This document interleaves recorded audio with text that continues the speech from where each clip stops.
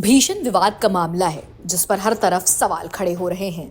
बलात्कारी और हत्या की सजा काट रहे डेरा सच्चा सौदा के चीफ गुरमीत राम रहीम सिंह को 15वीं बार पैरोल मिल गई है।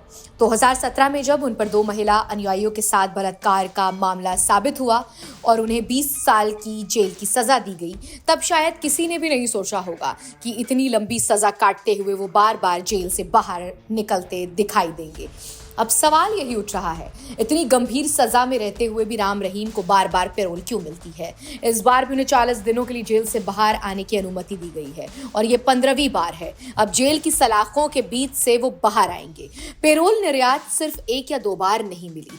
राम रहीम को पहले भी जनवरी 2025 में 30 दिनों की पैरोल, अप्रैल 2025 में 21 दिनों की फरलो, फिर अगस्त में 2025 में 40 दिन की पैरोल और अक्टूबर 2024 में 20 दिन की पैरोल मिली थी। इन छुट्टियों में वे अक्सर अपने सिरसा या बागपत आश्रमों में रहे। अब तक की रिपोर्ट्स के मुताबिक 2017 से अब तक राम रहीम ने कुल मिलाकर लगभग 400 दिनों से भी ज्यादा समय जेल की बाहर बिताया है, यानी लगभग 1 साल से ज्यादा वो जेल से बाहर रहा है और सिर्फ पैरोल और फरलो पर। सबसे बड़ा सवाल यही है, जब अदालत ने इतने गंभीर अपराधों के लिए इतनी लंबी सजा सुनाई तो बार बार पैरोल मिलना क्या न्याय की जीत है या सिस्टम की कमजोरी? पैरोल कानून के तहत कई बार दी जाती है जब कोई कैदी अच्छा व्यवहार करता है या परिवार से मिलने की जरूरत होती है, लेकिन यहाँ मामला बलात्कार और हत्या जैसे गंभीर अपराधों का है। ऐसे में हर बार जेल से बाहर आने का फैसला कई लोगों को आश्चर्य और गुस्से में डाल रहा है।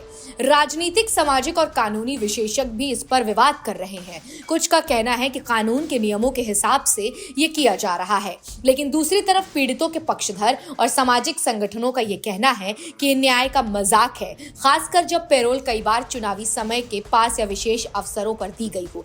और सबसे दिलचस्प हिस्सा ये है कि इस 15वीं बार की पैरोल के दौरान भी राम रहीम को सिरसा में अपने डेरा मुख्यालय में रहना है, जहां उनके समर्थक और उनके भक्त हैं। ऐसी स्थिति में सवाल उठता है कि क्या किसी बड़े नेता या समाज में प्रभाव रखने वाले व्यक्ति को इस तरीके की सख्त सजा के बावजूद इतनी बार जेल से बाहर आने की सुविधा मिलनी चाहिए? अब लोग पूछ रहे हैं, क्या यह कानून का दुरुपयोग नहीं?